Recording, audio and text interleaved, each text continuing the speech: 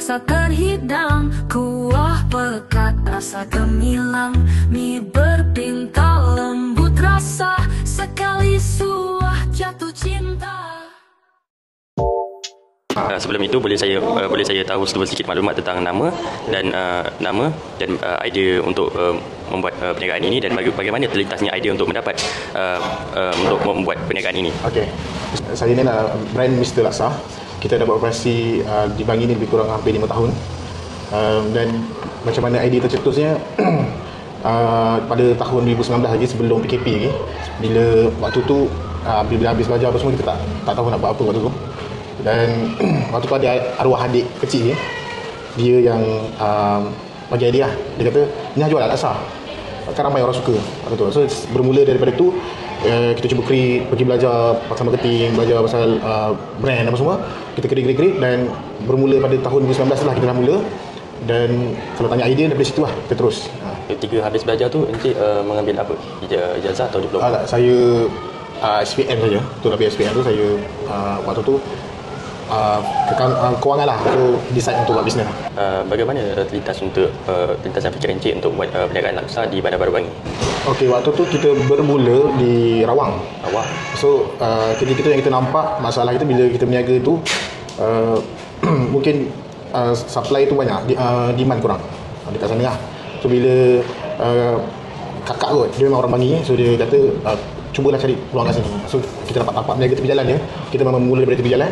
Kita start, kita nampak kat sini ke Bangi ni dia punya demand dia lebih tinggi daripada supply dia. So kita start berniaga kat sini. So pada tahun 2000 lepas PKP tu betul, kita mula pada 2019 di Rawang. Bila PKP tu kita stop. Bila dah PKP tu dah boleh orang berniaga semua tu, kita start lah pada tahun 2021 tu. Kita dah bermula di Bangi tu lah, sebab kita nampak kat sini peluang lebih besar dan lebih senang di sini. Apa perkara penting yang Encik utamakan dalam jalankan operasi bisnes ni? Contohnya macam cari supplier untuk raw materials ke? Okey. First, masa kita berniaga tu, kita memang bermula daripada tepi jalan.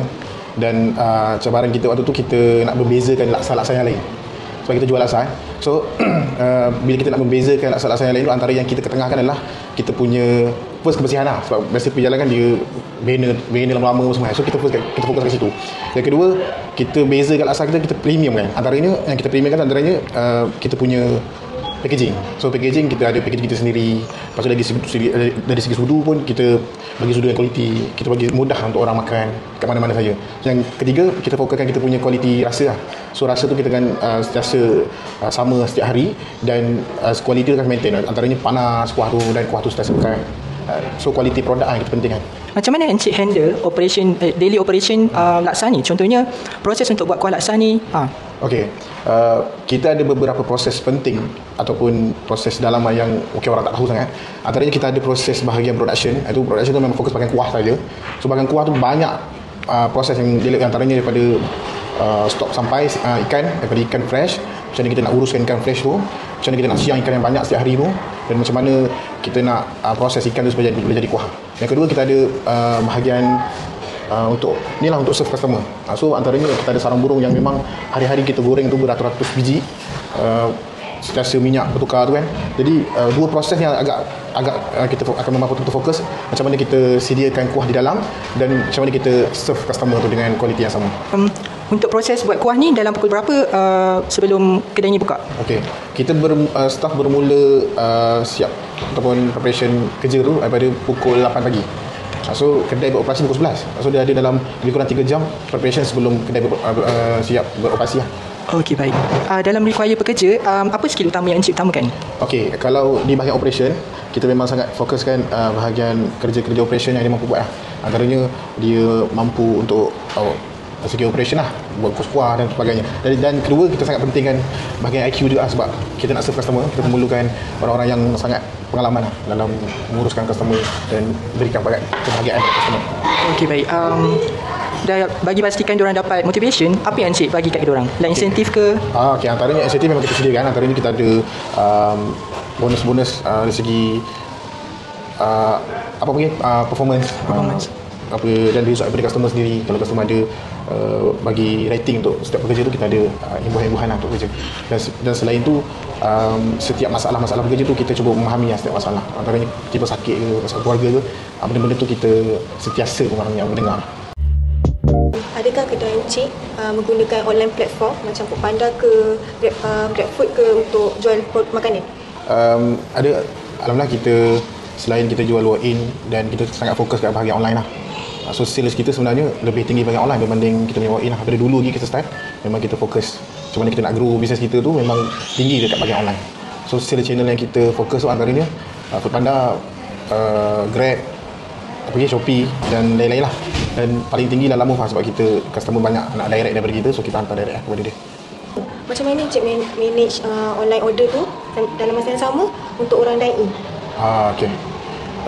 First dari segi marketing yang kita sediakan tu memang kita ada beza lah.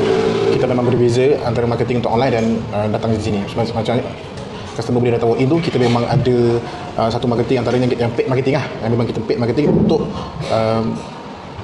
customer untuk datang. Tapi untuk online, kita memang sediakan marketing supaya setiap platform ni sentiasa aktif order.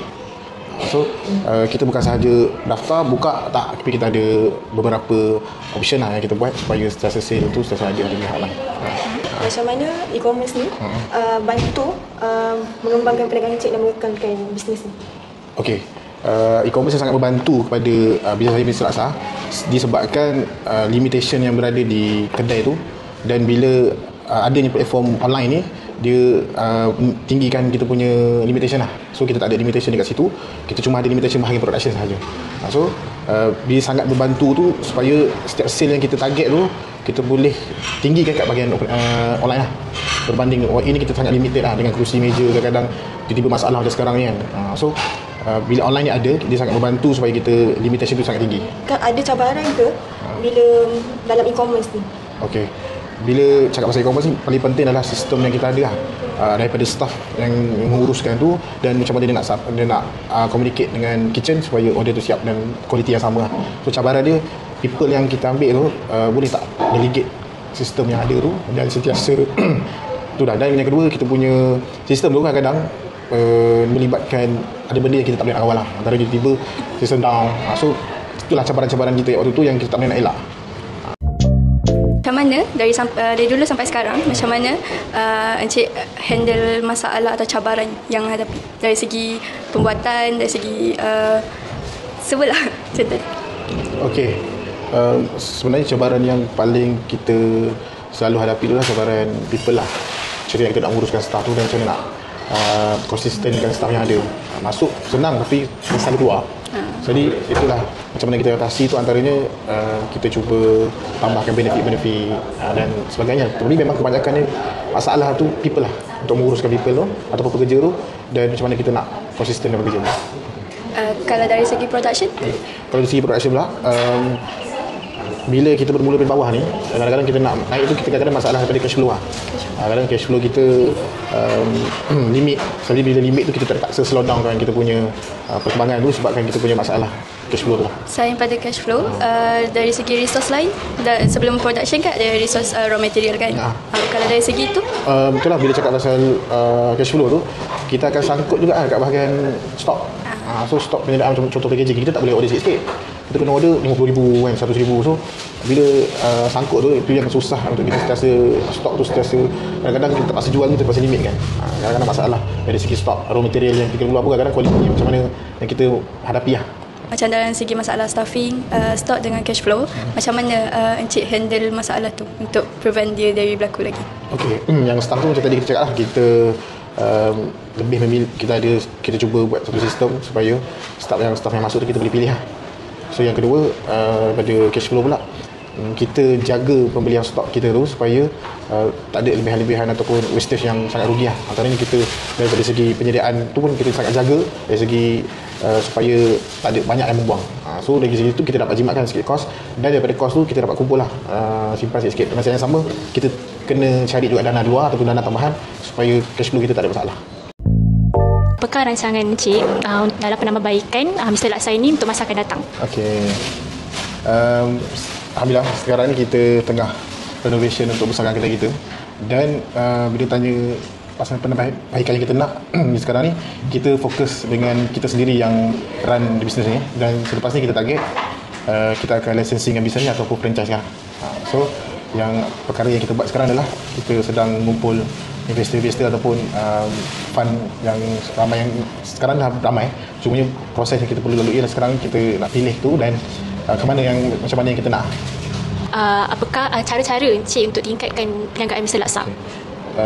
Cara-cara yang kita buat sekarang ialah kita dari segi branding kita sangat fokuskan kat branding. Antaranya drama kita memang masuk, dan beberapa filem dah kita dah sponsor supaya kita punya brand ni sentiasa orang nampak. So dari segi marketing pula kita memang sangat fokus kat marketing. Kita sangat setiap bulan tu memang invest yang agak tinggi untuk marketing supaya brand kita sentiasa orang nampak dan sentiasa orang ingat.